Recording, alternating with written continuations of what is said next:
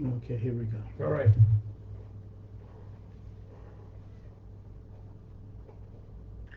Good morning, good afternoon, and good evening. Welcome to the Shield of Faith Broadcasting Network Breaking News. That's right, breaking news. I'm your host, Bishop Erlin Thomas of the Shield of Faith Broadcasting. Did I mention Broadcasting Network? Yes, I did. Praise God, praise God, praise God. We have, it's an honor, and we have no other than our mayor of Jersey City. Mayor Fulop took office in 2013. Jersey City residents during his time in office, Mayor Fulop has shown what smart progress leadership can accomplish and open a new chapter in Jersey City.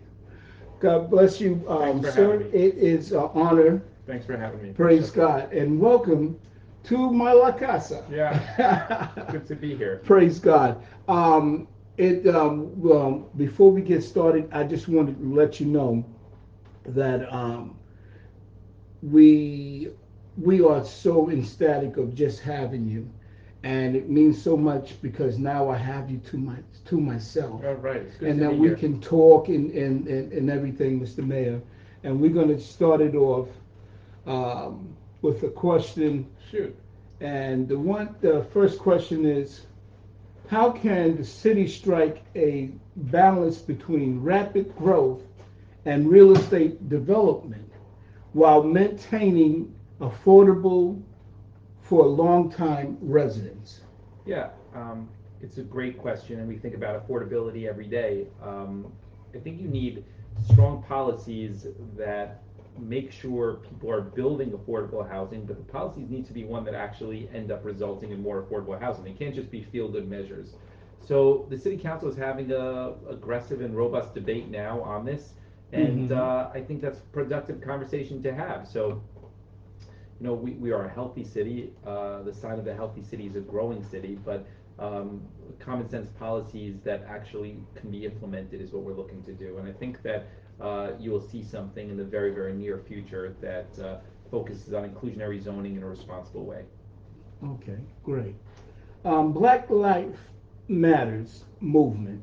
What have you done to move this agenda forward to be better positioned the residents mostly affected by Ward F, B, and A?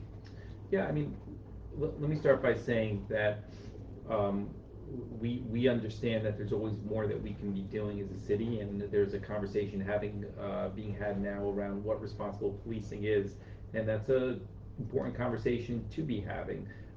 We were amongst the first in New Jersey to take steps to reform our use of force guidelines, Mm-hmm.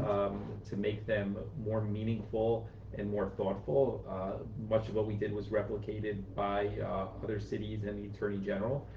We've invested in de-escalation training at a very, very large level to make sure that our officers are trained properly and have all the resources that they need.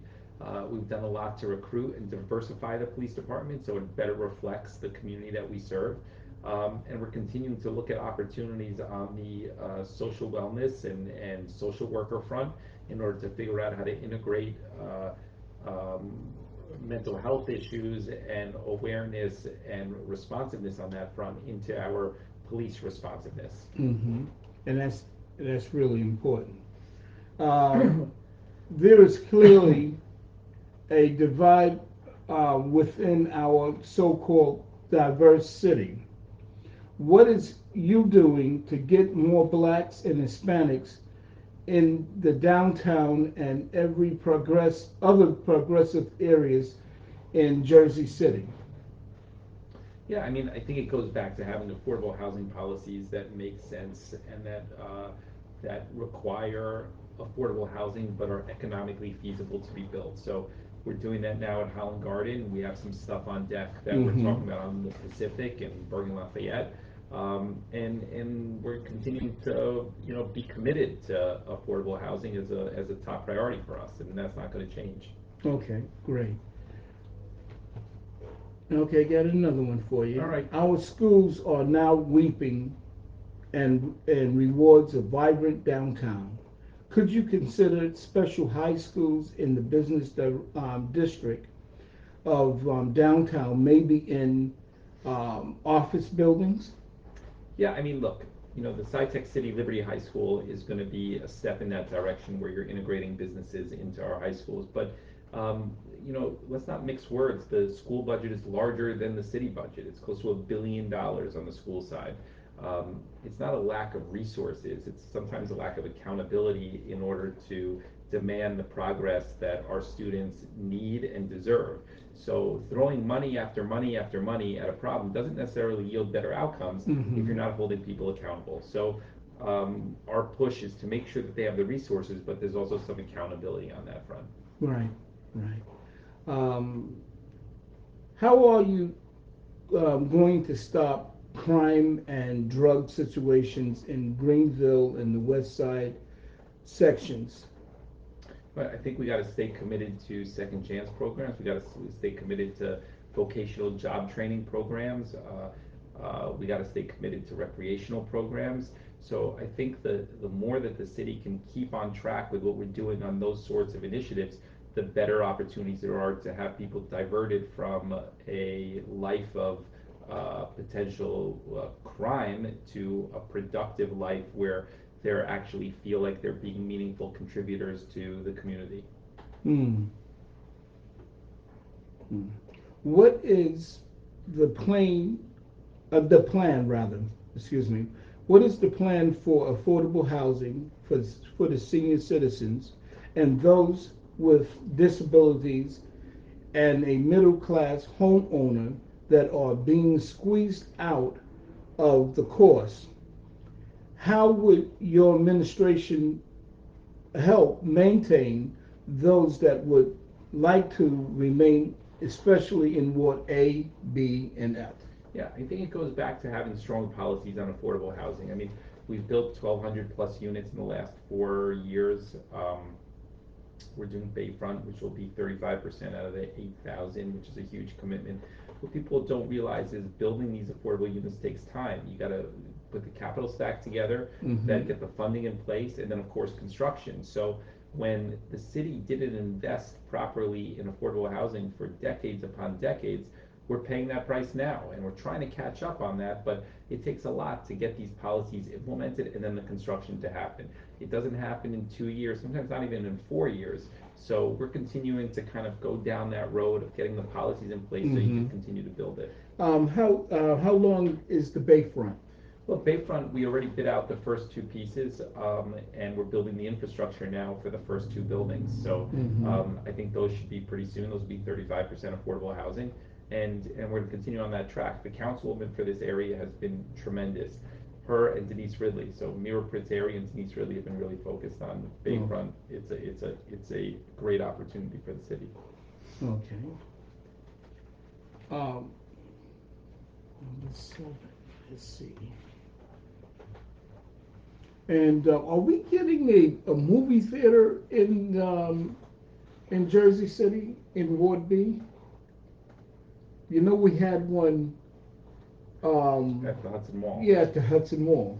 Um, there's nothing on deck right now that I've been in conversations with. So if That that was changes, never mentioned. no. Newport have one, and then you closed down the one in Hudson Mall. Yeah, yeah. I think it closed because they weren't getting people actually going there, and no business. So, Right.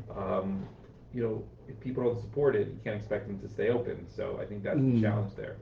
And what about the like an armory in Ward B or something that the kids could not Yeah. travel from here to the armory over there because that can be problems. Yeah, I mean, look, the rec center model and better integration with the schools is really important. Using the schools and their gyms as after-school opportunities and recreational centers are really kind of key and an opportunity that we struggle with in the schools. The schools are the ones that really could keep those schools open and serve in the capacity of filling the gaps outside of school hours. And sometimes we have a challenge getting the commitment there from the schools. Mm. And why is that? You know, Mayor? I don't know. I think that sometimes there's politics, sometimes there's principles that are difficult to deal with because they give autonomy to the principals. Sometimes there's costs on the Board of Ed that they don't really want to explore. I think there's a lot of issues there, and they're all manageable, and we always try to reach out for the Board of Ed, but we don't always get the responses that we're looking for. But isn't that something that when you all focusing on the same thing, but no one agrees too much of? Yeah, it's a big challenge. I mean, you know, we've reached out countless times to the Board of Ed offering to be helpful and saying, hey, let's put a plan together for next year. Um, and we generally don't get a response, and that's frustrating for us. You know, they're an autonomous elected board by the public with $1 billion budget, so they have a lot of autonomy in decision making, and they don't need the city in their mind, which sometimes ends up resulting in not the best outcome for residents, which is something we want to change, and we're hopeful that the Board of Ed is a partner in that. Okay. Um, are you going to mandate vaccinations for the people who work on and go to school, or do they have freedom of choice? Um, well, what we've said is we're going to follow the governor's guidelines. So we don't control the schools specifically on that front. That would be the Board of Education and the superintendent. But we're not going to mandate anything beyond what the governor is indicating we should be doing. We want to be in line with the governor so there's no ambiguity and no uncertainty what the requirements are from one town to the next.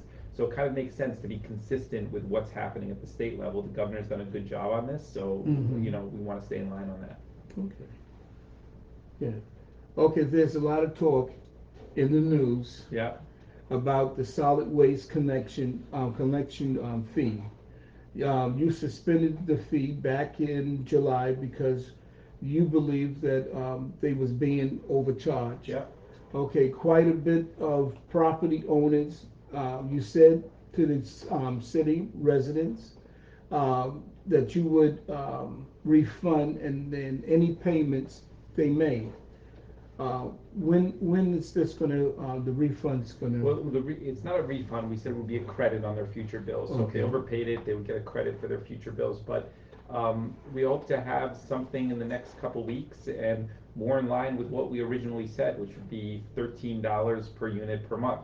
So if you have a one family house or a single unit, you'd be paying $13, which is cheaper than what you're paying before. And that's reasonable and fair because you got a tax reduction ultimately on the tax side, so there'd be a slight increase on the water side, but the tax reduction is larger than the water or garbage increase. Right, okay. So there'd be more money in a resident's pocket.